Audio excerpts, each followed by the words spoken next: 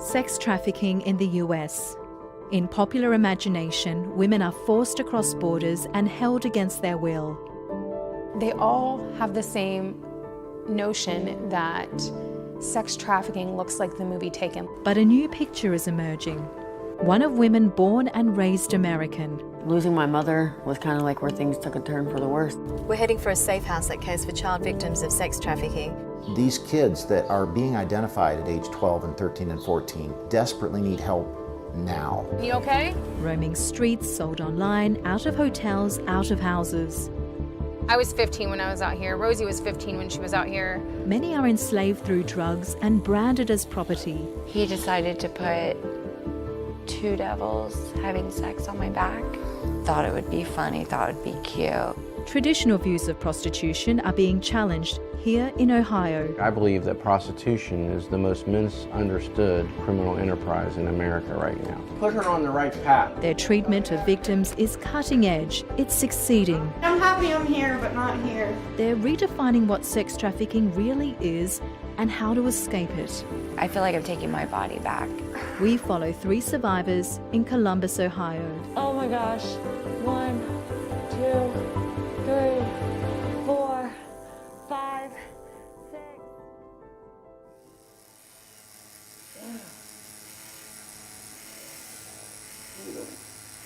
Ah! No, son of a butthead. Oh. I can't believe this is getting covered up right now. I never in my life thought that this was going to be able to happen. Closing a life chapter. Under these outlines of flowers is an old tattoo, the name of an ex-boyfriend that was her sugar daddy. When I was like 19 years old, I got into a relationship with this guy. We lived 2 completely different lifestyles. I wasn't in love with him. He gave me what I wanted as long as I did what he wanted. So the tattoo was just like a sign of loyalty to him, property, reassurance, you know, because it's permanent, it's forever. It was a mark of things to come. Her hand, tattooed with a rose, hides a branding from a family of sex traffickers. The branding on my hand is a Spanish word, it's punta, and it can mean 3 different things in Spanish, which is hoe, whore, or the B word. Every morning when I would wake up, there would be somebody else in the bed with me, and I couldn't tell you what happened the night before. I still don't even know. Every single family member had did whatever they wanted to do. Like I said, because I would get so drunk, I would black out. But that was another way of me trying to escape reality, escape my feelings, escape the life that I was living, just being in survival mode. It was always about survival mode. Well, you got to completely rebuild yourself up. To love yourself is one of the hardest things to do, because for your biggest resentment is towards yourself, and your hardest person to forgive is yourself. So when you conquer that and you overcome that, little things like that tattoo, that memory will fade away.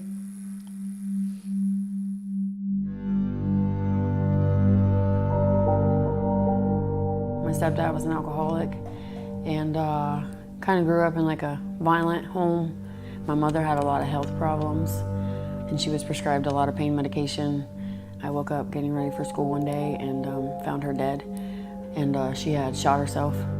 Due to this disease, she was going through withdrawals, and she took her own life because of it. I was mad at the world, mad at everyone. Losing my mother was kind of like where things took a turn for the worst, and I started seeking out other ways, and that's when using drugs, you know, I started experimenting with marijuana and ecstasy really young. I remember one of my boyfriends, he sold drugs, and I started using pain pills, and I still didn't even realize that I was going down like the same path as my mother, being addicted to pain medication. By the age of 19, I was using heroin, and I didn't know what it was about. I just knew I loved the way that I felt when I did it. And the men that I always, you know, it was abusive relationships, that became my norm. I grew up watching my mother, you know, get beat, and I always said I would never let a man put his hands on me, but it didn't matter. He He could beat me till my face turned blue, but if he told me he was sorry and he told me that he loved me, I fed off of that more. Before I even met a pimp, the sex trafficking was already happening because people have this image of like this man in a suit selling these women, like what you see on TVs, and that's not the case. Really, it's happening in your backyard. It could be a family member, it can be a boyfriend. Living in Nebraska and continuing to hang around that family, it's not like they held my hand down to do that, but I felt like I belonged and like I was somebody, and at the time I had no self-worth or self-love for myself, so that was okay. Like old-fashioned slave owners, many traffickers brand their women. They force their victims into getting tattoos to prove their loyalty. It's what inspired Survivors Inc., a charity set up by Jennifer Kempton, herself a survivor of sex trafficking. Tattooist Mike Prickett covers up brandings, as well as other physical reminders of trafficking like scars and burns at no cost to the women. Jennifer died 2 years ago, but Mike continues the work they began 4 years ago. So when you got started, how often were you doing cover-ups for these women? At least once a week. That's been kind of eye-opening. Human trafficking was one of those things that was never really on my radar. It was something that you saw on the news that happened in other countries, not in your backyard.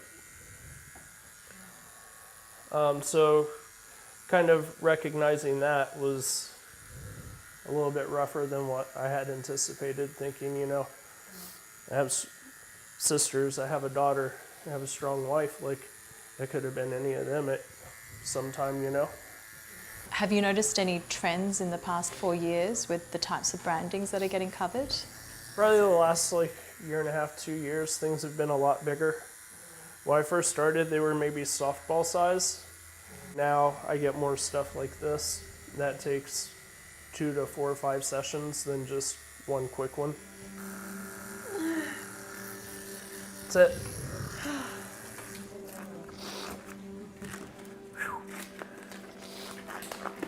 You're a champ. That was a lot of lines. It'll take a few more sessions before this cover-up is coloured and completed, but the outlines are done.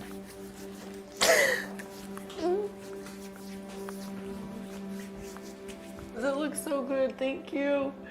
You can't even see it. Oh my God.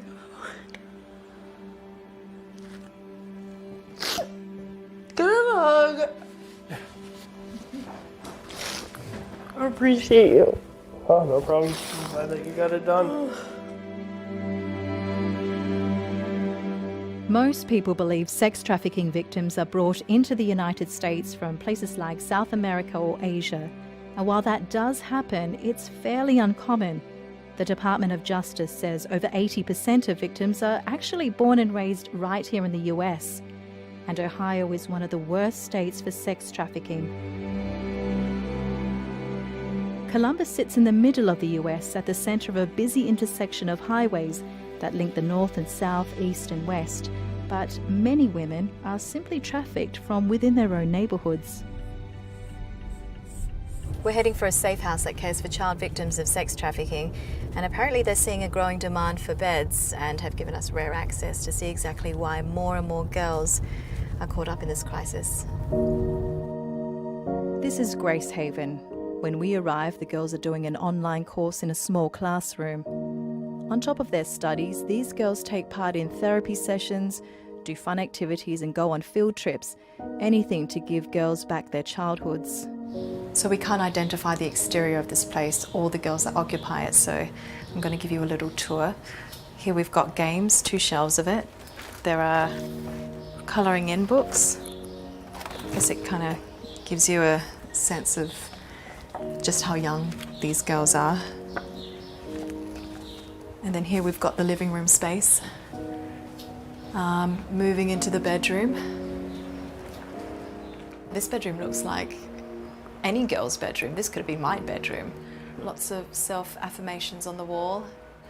What I find quite shocking is that there's a picture of an ultrasound on the board. So there's a girl in here that's expecting.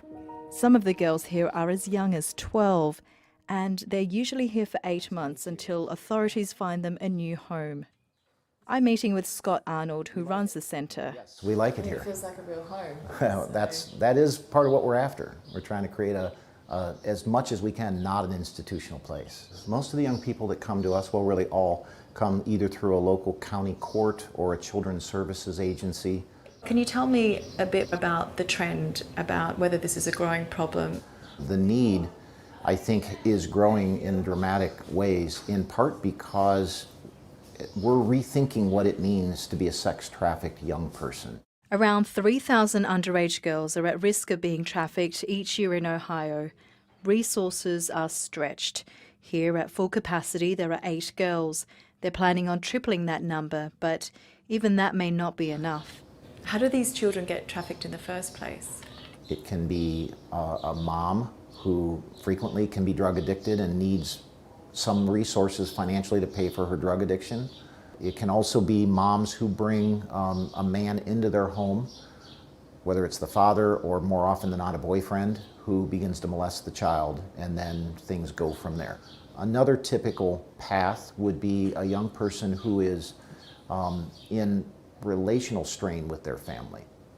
And so that kid is at risk to an older man that shows up in her life and begins to act and behave like he's romantically interested, and then other men start being brought in, and the pressure starts being put on the girl, well, I've done all these things for you, and I love you, why won't you do this for me? And then there's another subset that I would say, and that is runaway kids. They'll stop and roll down the window, do you have a place to live? Are you okay? Can I buy you a meal? And so they're preyed on aggressively. These kids that are being identified at age 12 and 13 and 14 desperately need help now. Nearly every prostitute that we see was a child once that was trafficked against her will and manipulated into a life, and then has felt trapped and doesn't find an off-ramp to that life frequently until their life is completely destroyed. That is what prostitution is. And the start of that is what human trafficking is. When you see it that way, suddenly you're horrified at a whole new level. Holly is a survivor of sex trafficking. She's showing us her local neighbourhood with her younger sister, Rosie. I moved to Columbus when I was 15 to live with my real mother, which is like one of the worst decisions of my life, because within 2 weeks of being here in Columbus with my real mother, we were using drugs together. Within a month of being here in Columbus, we were prostituting together. Holly reclaimed her life 4 years ago and is living near the same streets that held her captive for 17 years. And this is where you grew up? Yeah, this is my stepdad's house. Okay. Well, I guess I guess he's my stepdad, like, because he was there for, like, most of it, but, like, he was my mom's sugar daddy. I don't know if you know what that term is, but, like, an older man that takes care of you. Yeah. And, like, this is where she brought us to. Right. Yeah. And how many, who lived here then at the time? At the time, it was me, it was her, it was him, it was his 2 sons. Just a lot of chaos and dysfunction. Yeah. How long were you here He was a for? trick, too, of ours. Yeah. Like, I think he had sex with all of us. Me, my I sister, used my to other have sex sister. with him like every month around the first of the month when he'd get his check. God, I can't imagine. I used to be angry, but I'm not so angry anymore. Like, it doesn't serve a purpose. It just keeps me, like, bound up inside. So, like, you kind of just forgive and move forward with your life. Have you ever considered, like, reporting them, or? I don't think that would do any justice. Like, I don't know. He's, like, in his 80s. He's, like, on his deathbed. Rosie was led down a similar path of drugs and abuse. The only time I would see my sister was when I would come out on outreach. So that first time I stopped, I didn't know it was her. I just had said, hey, there's a girl sleeping in a little cubby hole. Can we stop?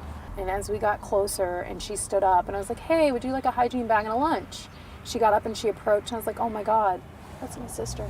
And like tears just started flowing. Like I was so devastated. Like I hadn't seen her in a year and a half. And I felt like I had caused this because like my mother brought me into the lifestyle. I was in the lifestyle and like I probably made it look really glamorous, and I brought her into the lifestyle and I brought her into her own living hell. For more than a year, Holly visited Rosie every week until she escaped into recovery. Looking at that spot now and where you were at, how does that make you feel? I felt alone, I felt trapped, and I honestly thought that I wasn't going to make it out the lifestyle. I thought that I was going to die out here on these streets. My mother gave birth to me when she was 16 years old. She gave me to my grandparents, who were also alcoholic and smoked marijuana. I can remember being verbally and physically abused by my grandparents, sexually abused by other members of my family, all before the age of 5. I remember being called like a hooker, a whore, things like that, saying I was worthless and just like my mother, before I even knew what any of these things meant. I excelled in school. It was an escape from my reality. I remember being in the 1st grade and the teacher had the same last name as me, and I used to pretend she was my mother because I longed for a relationship with my mother. I would only get remnants of her. My birthday is Christmas Day, so I'm sitting by the window waiting because she promised me she was coming on Christmas Day to see me with presents. And I remember staring out of the window and she never showed up.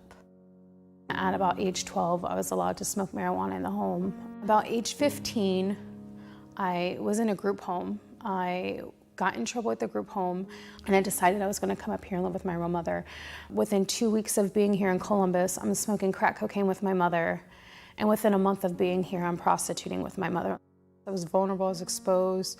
My mother was benefiting from my exploitation.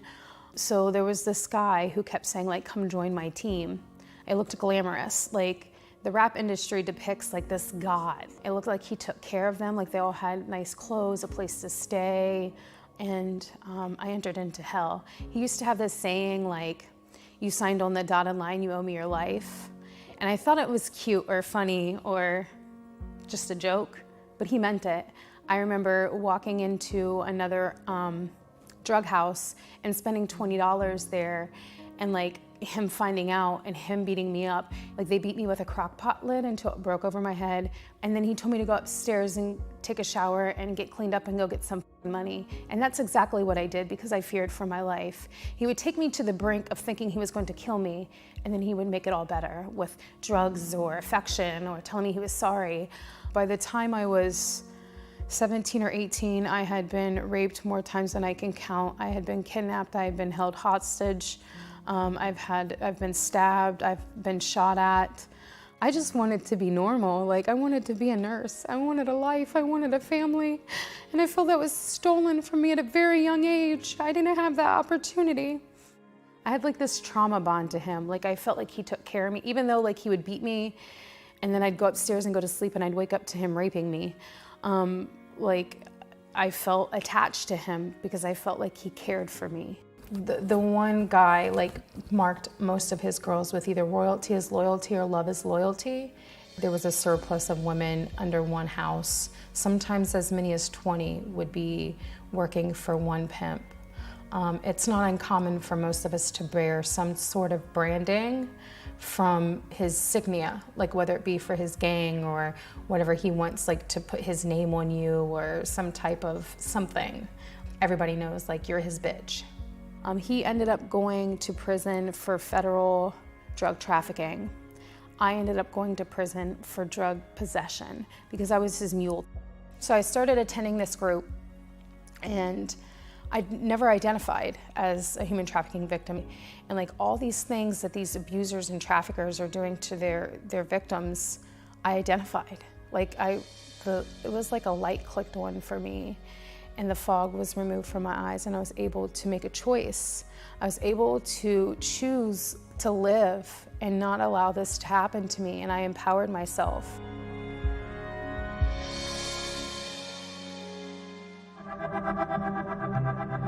Sex trafficking survivors are often dismissed as criminals, addicts, and the homeless.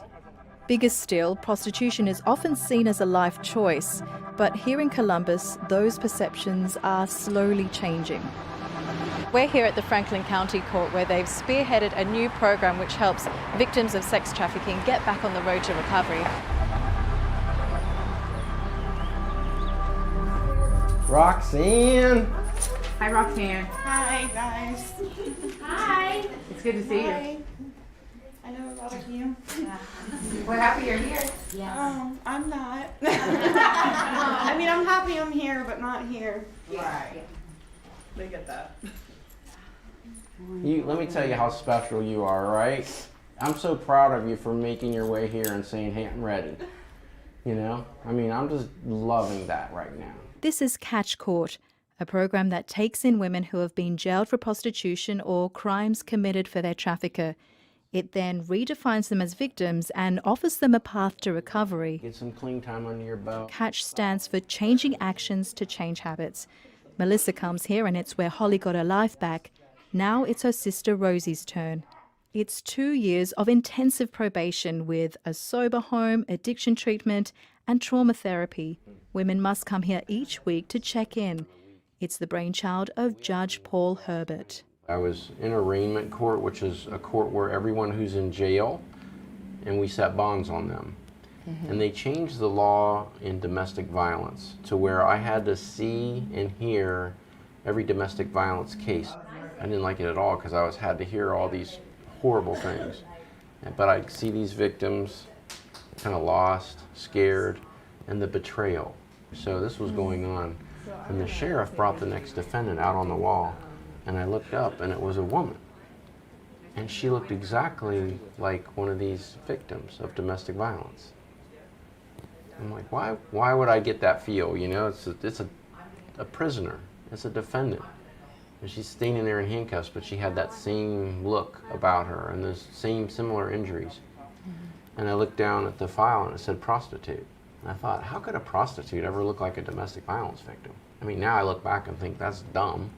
And I found out some staggering statistics that the world has hidden from us. Of over 1,000 women arrested for prostitution in Columbus, Judge Herbert found 900 of them were trafficking victims.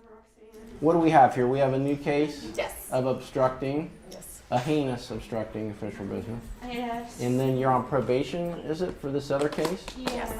And so what you're basically saying is you want me to be your judge now. Yes. Is that true? Yes. But you don't know me very well, do you? Yes, I do. Okay. From a long, long time What's ago. my nickname? I don't know your nickname. Hang 'em high, Herbert. I believe that prostitution is the most misunderstood criminal enterprise in America right now. It's supposed to be the world's oldest profession. So I believe that it's really the world's oldest oppression of women and girls and other vulnerable populations.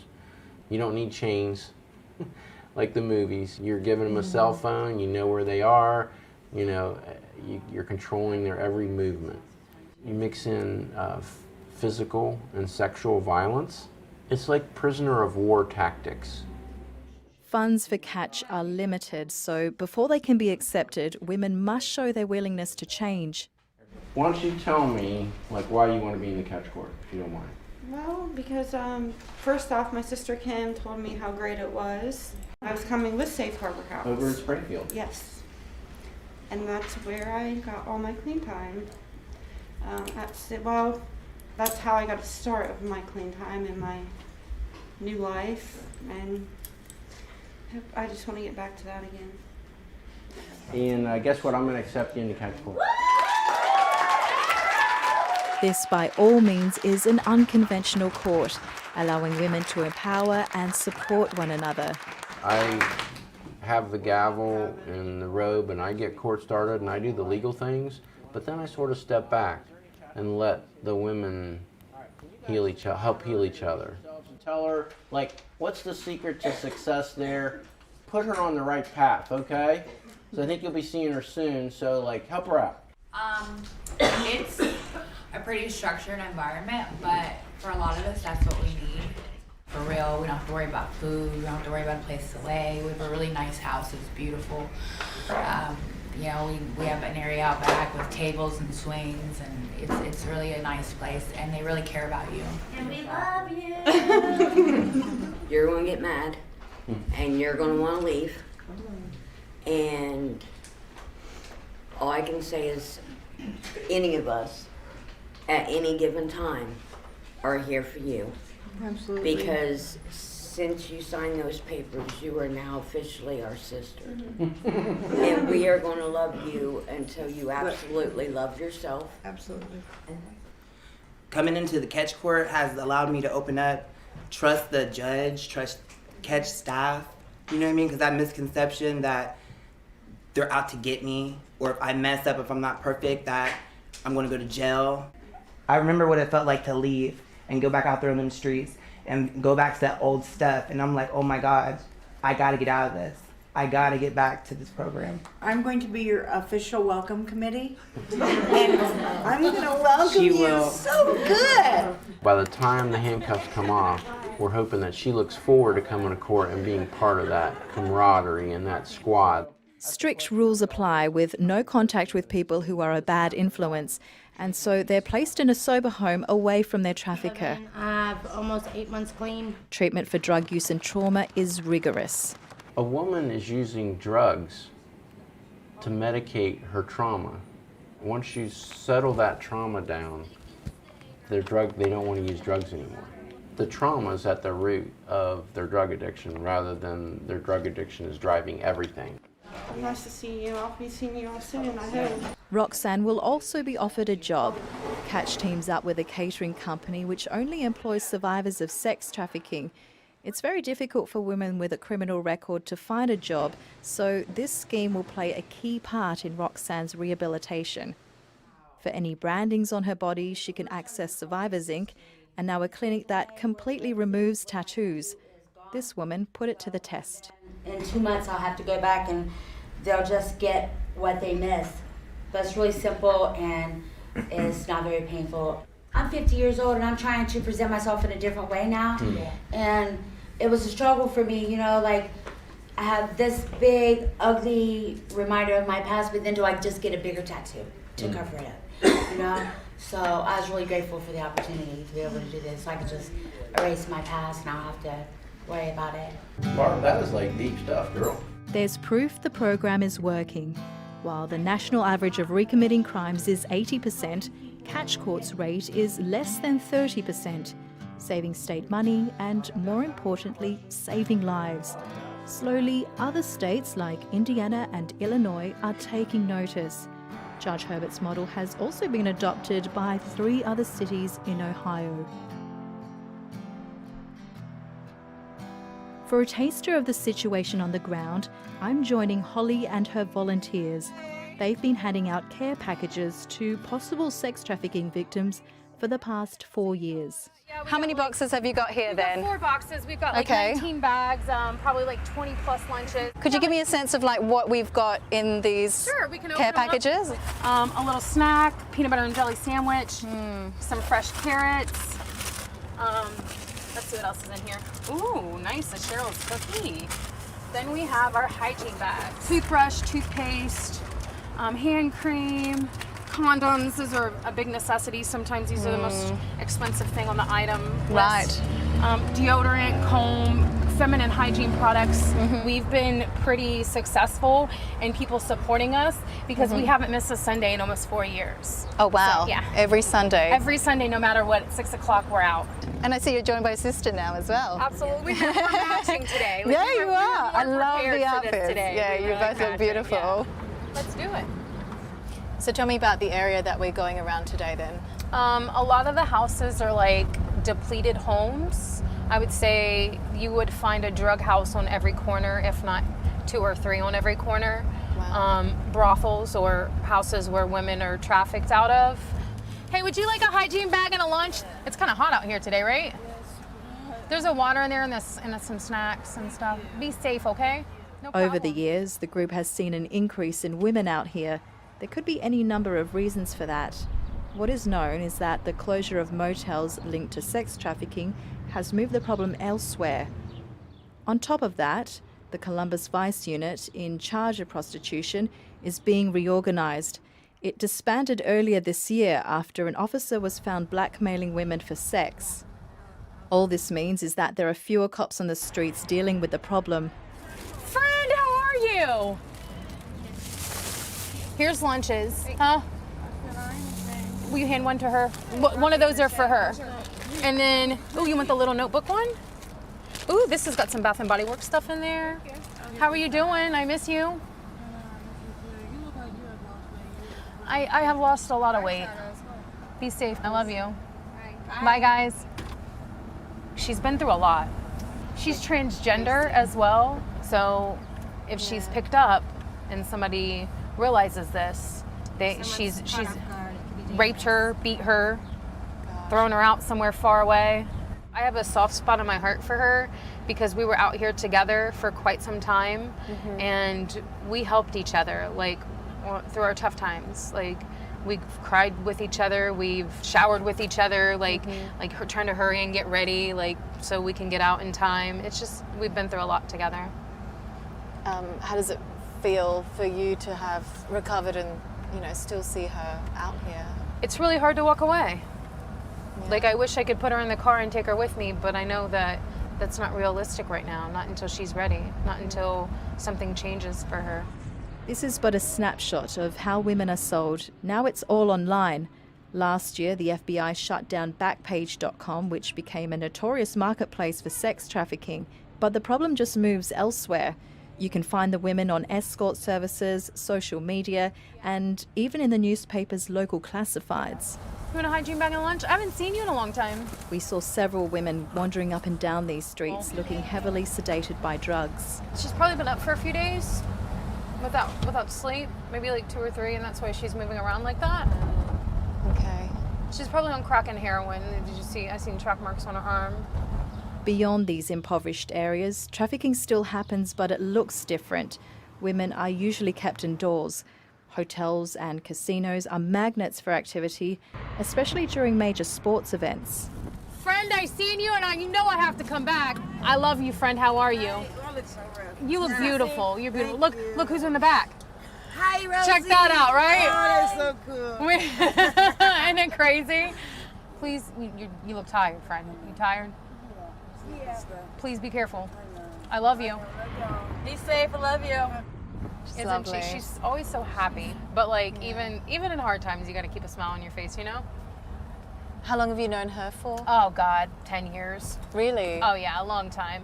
It's really hard to walk away. Not just her, a lot of them. Like, because I know what it's like to be desolate. I know what it's like to feel hopeless. I was surprised to see how many women were out here. It seemed disproportionate to Columbus's relatively small population of fewer than 900,000 people. But what was more surprising was how young many of them looked. I did have lunches, but I ran out of lunches. Oh, I love your little star. You're beautiful. That girl was maybe like 16 or 17. She didn't look very old. Just teenagers. When these girls are brought in, what would you say is the average amount of time in terms of months or years that they're kept in that life? Sometimes it doesn't end. Sometimes you die out here.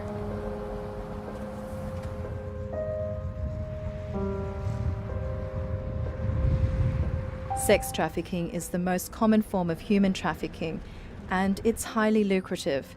Worldwide, it pulls in $100 billion a year and ensnares 4.8 million people.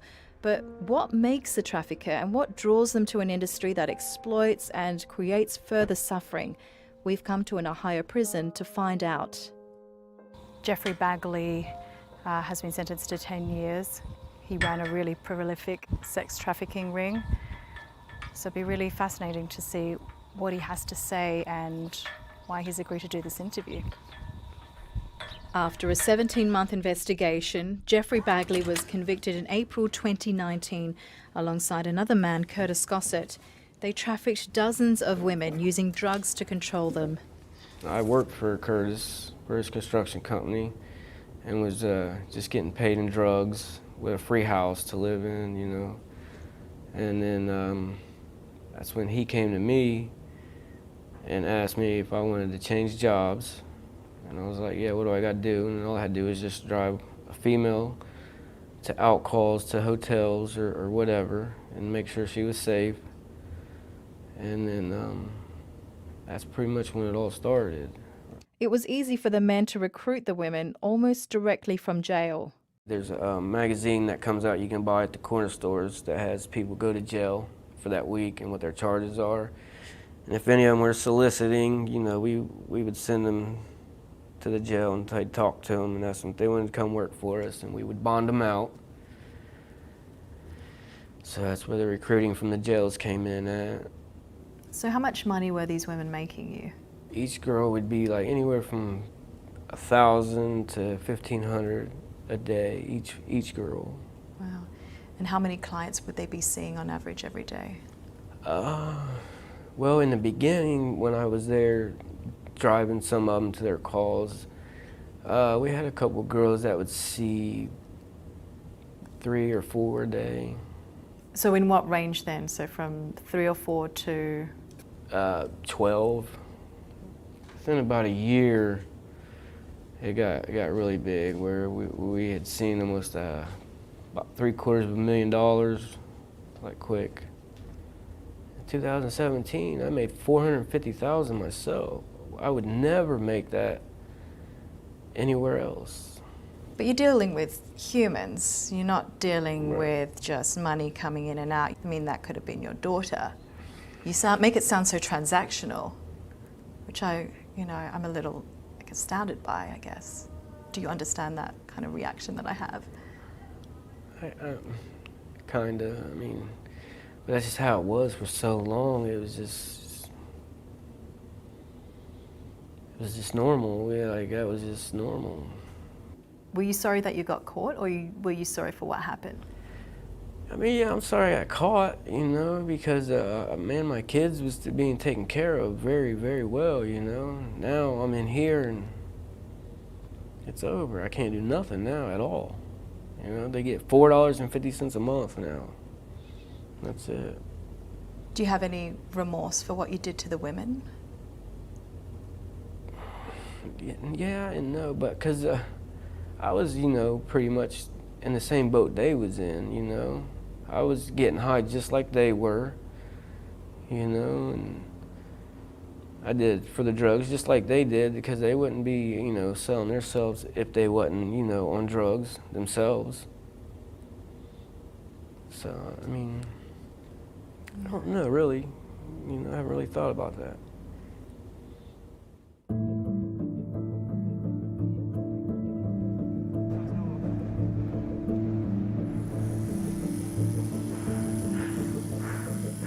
Jen is getting her right leg inked. It's the last visible reminder of her troubled past.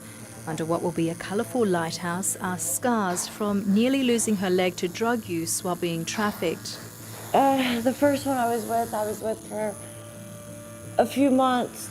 He got 200 years because he was doing it to other girls in a few different states. Jen had several brandings across her body. The worst was on her back.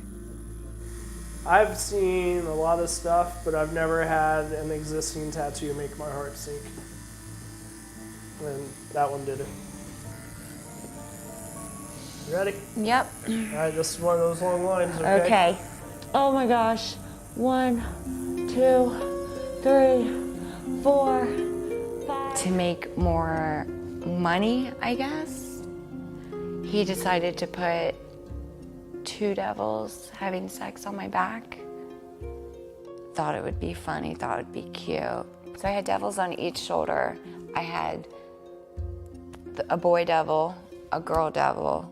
When I got with my son's father, that's really when everything changed. My whole life changed.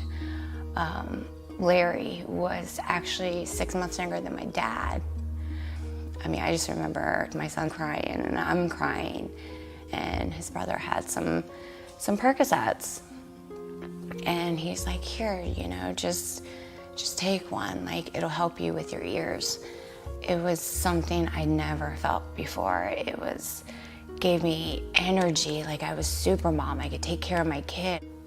Larry had tried heroin before. He told me it was the exact same thing, a little stronger, but it was half the price. So I thought, why not?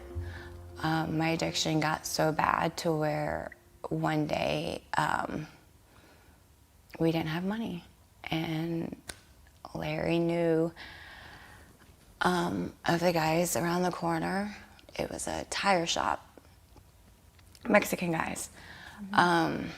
He made a deal with one of the guys, go upstairs, take care of one of the workers, give us money. So I did it. Larry and I got in a fight. He would hit me if I was sick and couldn't perform. Get a knock on the door. Child services at my door. They're coming to take my baby. So I had to sit there and watch these people come in and take my baby away from me. We just separate. I was staying in abandoned houses. I met this guy. He kind of sold me a dream. And then it just switched. I would have to beg for tampons. I would have to beg for a water. I wasn't even a person. I met a couple and I did dates with the wife. I ended up getting an infection in my leg. And at this point, I couldn't even move my leg. I couldn't even go to the bathroom. But yeah, I was still performing dates. He was still setting up these dates. He would just kind of cover up my leg. Deep down, I'm screaming, I'm crying, I'm dead. I'm nothing inside, I am dark. There is no colors in my world. So my father comes to my house, never been there before, didn't even know where I lived, had no clue. My brother tells him where I lived. So he comes over, doesn't even knock, just walks right in. And I mean, I've seen him get teary-eyed, but I've never seen him cry.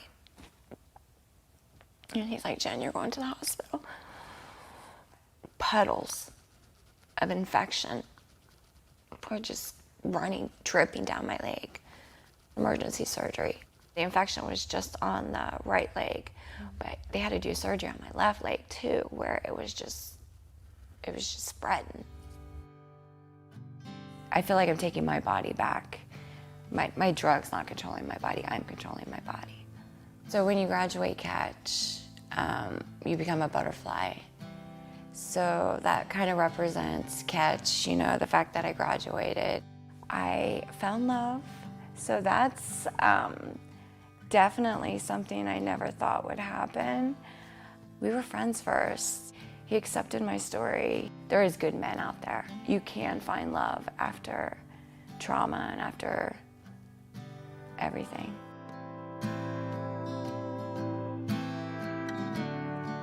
This is Melissa's sober living home.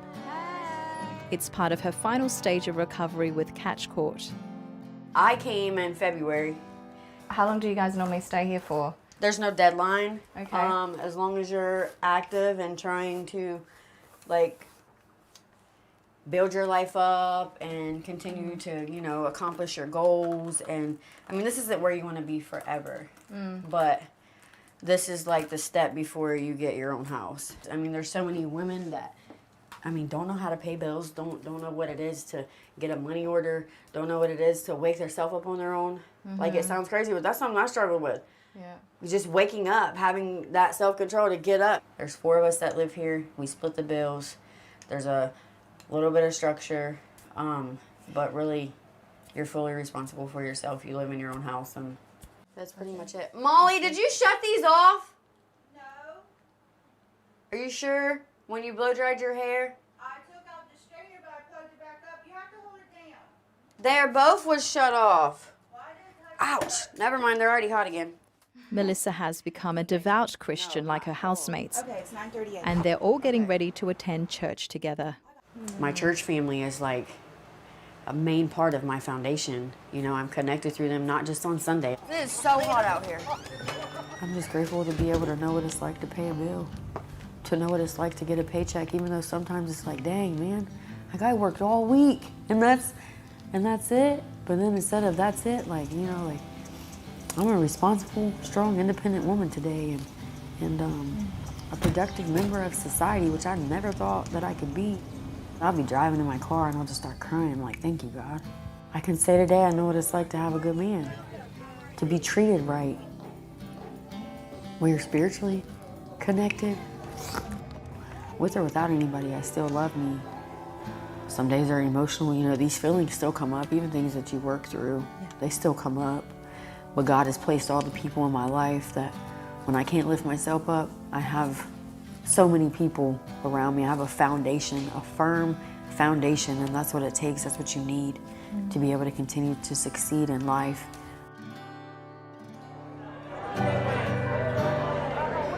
For anyone who's gone through Catch Court, tonight is a celebration of their strength and resilience. 900 are attending from Columbus alone. These survivors have conquered the darkest of odds, and it's hard not to feel the optimism and hope now shaping their future. Hi, friend. How are you? I haven't seen you forever. I love your face. Slowly, old definitions of sex trafficking are crumbling under high-profile cases. There's still a long way to go in prevention and convictions, but in recognizing and treating survivors, there's movement in the right direction, and Ohio is paving the way.